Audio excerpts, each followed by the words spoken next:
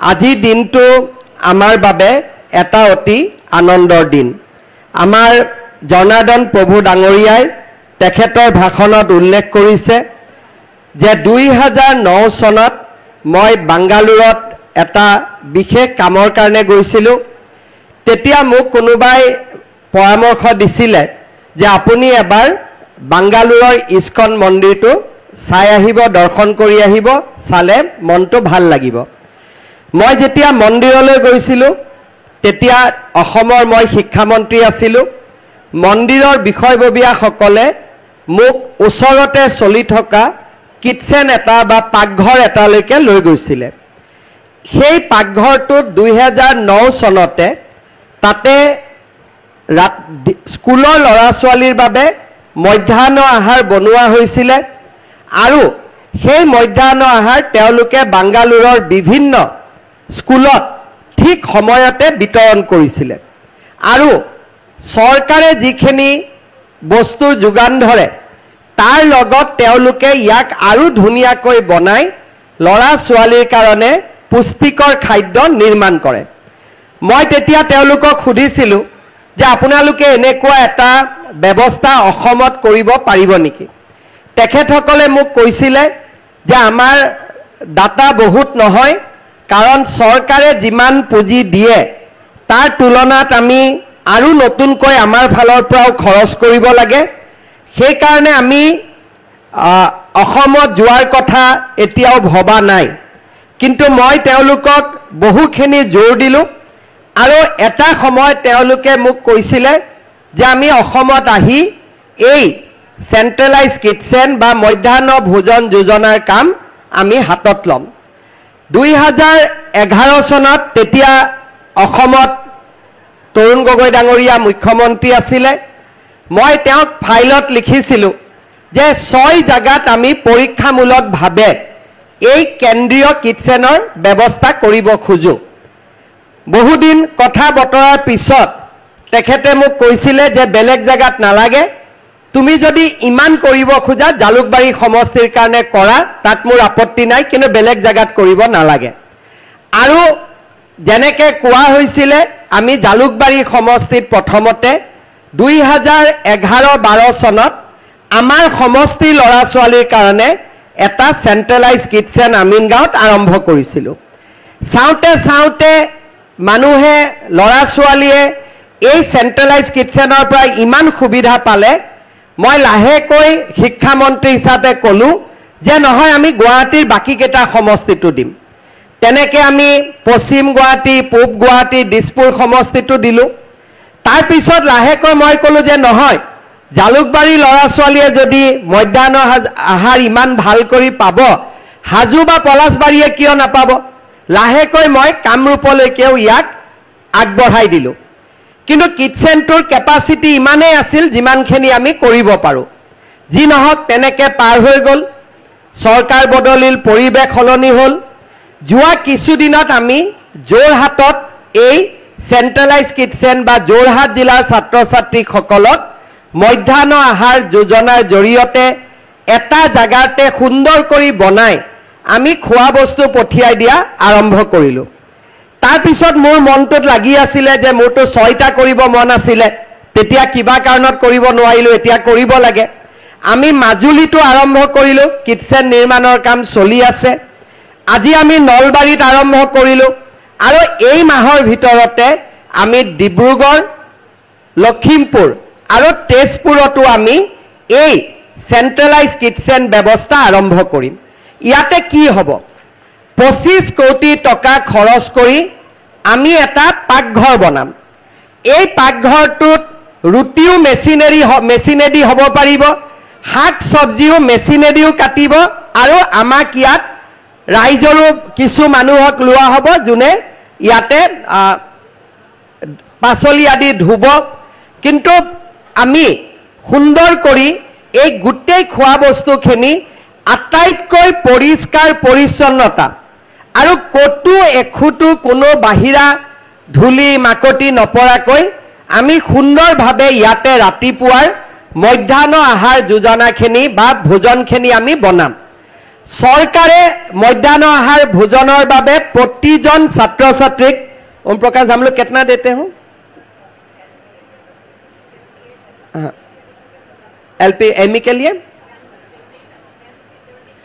आमी सरकारे एजन छात्र छात्रीर कारणे एलपीत 6 टका एमईत आमी 10 टका दिउ किन्तु एखेतসকলে जितु खोआ बस्तु बनाब तात 6 टका और 10 टकात নহয়গৈ जिखिनि अतिरिक्त लागिब সেইখিনি हरे कृष्ण फाउंडेशन और अक्षय पात्रई तेलुके निजाকৈ संग्रह करिब सरकाৰৰ टका और आमार टका दुईटाई लग लागि आमी रातिपुवा याते स्कूल आरम्भ होवार आगे आगे गुटेई नलबारी जिलात जिमान लड़ा छुवाली आछे अलप अलप बास्का और तामुलपुर यात जोग हबो टोटल ये किचन का कैपेसिटी कितना है कितना स्टूडेंट के लिए 25,000 25,000 लड़ा छुवालीर खोआ बस्तु मध्याह्न आहार आमी इयाते बनाई लम आरो इयार परा गाड़ी दिए जिफाले जी गाड़ी डायरेक्शन आछे সেই गाड़ी दी रातिपुवाई खोआटो লৈ যাব आरो एक्जेक्ट टाइमत स्कूलखনত गई खोआटो गई पाब एतिया कोनोबाई कब आमार कर्मी आछे मध्याह्न भोजन बनवा आमार रांधनी आछे तेलुकर चाकरितो जाबगৈ नेকি तेलुकर चाकरि ना जाय तेलुके आगते बनाइसिले एतिया बिलाब तेलुकर बनवा कामतो नहुआ হৈ যাব तेलुके बिलनी हिसापे निजर कामतो करि থাকিব अर्थात रातिपुवा याते खोआ बस्तु যাব आमार मध्याह्न भोजन योजनार रांधनी बाइदসকলে लड़ा छुवाली केटाक बिलाई দিব आरो सुंदरকৈ पुष्टिकर खाद्य खाब आरो लड़ा छुवालीर स्कूलत अहार इच्छाटो बहु परिमाणे बाढ़ी যাব प्रधान शिक्षकসকলে चाउल आनिबर कारणे শাক सब्जी बजार करिबर कारणे बहुत समय खरच करिब लागे शिक्षार परिवर्ते बनुवार कामत खरच करिब लागे एतिया प्रधान शिक्षकসকলেও हिसाब निकासर মাজত পৰিব নালাগে कारण ইয়াৰ পৰাই আমি খোৱাটো পঠাই দিম আৰু তেওঁলোকৰ এটা অতিৰিক্ত দায়িত্বৰ পৰা মুক্তি পাব তাৰ ফলত তেওঁলোকে সদায় লৰা ছোৱালীৰ বিদ্যায়তনিক কাম কৰাত বেছিকৈ সুবিধা পাব ইয়াৰ লগতে আপোনালোকে এটা কথা জানিব যে ৰাতিপুৱা ইয়াত কিটচেনটোত 25,000 লৰা ছোৱালীৰ কাৰণে আমি বনাই দিলো দিনটোতো কিটচেনটো খালি হৈ থাকিব আমি কেতিয়াবা গুৱাহাটী মেডিকেল কলেজত খোৱা বস্তু পঠাব লাগে আমি এখেতসকলক কও গুৱাহাটীত যে আপোনালোকে বনাই দিব যদি সৰকাৰৰ কিবা মিটিং আদি থাকে তাতো আমি তেখেতসকলক আপোনালোকে বনাই দিব আৰু কেতিয়াবা কোনোবাই নিজৰ জন্মদিনত নিজৰ আন সময়ত তেওঁলোকে মেডিকেলত বা আন জাগাত বা ভোগ আদি দিব খুজে খোৱা বস্তু দিব খুজে এখেতসকলক কলে তেওঁলোকে তেনেকুৱা খা সুবিধাখিনিও কৰি দিব ইয়াৰ লগতে আজি যদি বানপানী হৈছে ৰিলিফ কেম্পত আমি আহিছো ৰাতি ডিসি সকলে চাউল দালি যোগাৰ কৰিব নোৱাৰে কিন্তু মানুহটো কেম্পত আহিয়ে গল মানুহকটো খোৱা বস্তু দিব লাগে আমি কামৰূপ জিলাত ৰিলিফ কেম্প হলে প্ৰথম ৰাতিৰ খোৱা সদায় অক্ষয় পাত্ৰৰ পৰা আমি পঠাই দিও তেতিয়া হলে তেওঁলোকৰ বান বিধ্বস্ত মানুহেও খোৱা খাব পালে পিছদিনাৰ পৰা ৰিলিফ আহি থাকিলে গতিকে অকল যে মিড ডে মিল আছে তেনেকুৱা নহয় জিলাৰ উপায়ুক্তক যি ধৰণে এখেতসকলৰ পৰা সহায় লাগিব হেনেকুৱা ধৰণৰ সহায় তেওঁলোকে আগুৱাই লৈ গৈ থাকিব আৰু তেওঁলোকে আমাৰ জিলা প্ৰশাসনক সহায় কৰিব ইয়াৰ লগতে হৰে কৃষ্ণ ফাউণ্ডেশ্যন অক্ষয় পাত্ৰই কিটচেন চলাব হৰে কৃষ্ণ ফাউণ্ডেশ্যনে আপোনালোকক কৃষ্ণৰ মহিমাৰ ওপৰতো তেওঁলোকে বেলেগ কৰি মন্দিৰ বা নিৰ্মাণ কৰি আপোনালোকৰ এই অঞ্চলটোত এটা আধ্যাত্মিক পৰিবেশৰো তেওঁলোকে সৃষ্টি কৰিব সেই কামটো তেখেতসকলে নিজে কৰিব তাৰ লগত সৰকাৰ জড়িত হৈ নাথাকে এটো তেওঁলোকৰ নিজৰ প্ৰচেষ্টা হ'ব গন্ধিয়া আমাৰ এটা আধ্যাত্মিকভাৱে অত্যন্ত আগবঢ়া আৰু আমাৰ এটা কব গলে ঐতিহ্যৰ এক চিনাকি ইয়াৰ পৰাই আমাৰ জ্যোতিষ বিদ্যাৰ আৰম্ভণি হৈছিল বা আজিও জ্যোতিষ বিদ্যাৰ প্ৰচলন হৈছে বুলি কলে ভুল কৰা নহয় এখন ঐতিহ্যমণ্ডিত স্থানত এনেকুৱা এটা সুন্দৰ কাম কৰিবলৈ আমাক সুবিধা কৰি দিয়াৰ বাবে মন্ত্ৰী চন্দ্ৰমোহন পাটোৱাৰী ডাঙৰীয়াক মই বহুত ধন্যবাদ জনাইছো আৰু আপোনালোকক দীঘলীয়া এটা হাত চাপৰিৰে চন্দ্ৰমোহন পাটোৱাৰী ডাঙৰীয়াক আশীৰ্বাদ কৰিবলৈ অনুৰোধ কৰিম। শ্ৰদ্ধাৰ ৰাইজ, আজি কথা কোৱাৰ সময় নহয়। আমাৰ ৰাজ্যত চৰকাৰখনে যেনেকে যি পাৰে মানুহক সহায় কৰাৰ বাবে সদায় প্ৰচেষ্টা চলাই আহিছে। যিমান য'ত যেনেকে দুখীয়া মানুহৰ কাম হয়, মধ্যবিত্ত মানুহৰ কাম হয়, গোটেইখিনি আমি কৰি দিয়াৰ বাবে সদায় চেষ্টা কৰি থাকোঁ। আজি এই মিড ডে মিলৰ আঁচনি হৈ যোৱাৰ পিছত আপোনালোকে নিজে অনুভৱ কৰিব যে এটা কিমান ডাঙৰ পৰিৱৰ্তন এটা ইয়াত আহিছে আৰু এই জাগাখিনিও যথেষ্ট জীৱন্ত আৰু প্ৰাণৱন্ত হৈ উঠিব।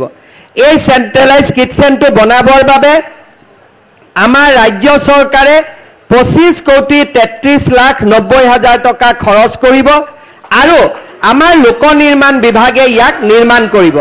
মই আমাৰ লোক নিৰ্মাণ বিভাগৰ আয়ুক্ত সচিব, মুখ্য অভিযন্তা সকলোকে ধন্যবাদ জনাইছোঁ আৰু যিজন ইয়াতে ব্যক্তিয়ে কাম পাইছে তেওঁকো মই অনুৰোধ কৰিম যে এই কামটো, কাৰণ শিশুৰ শৰীৰতে ভগৱান থাকে।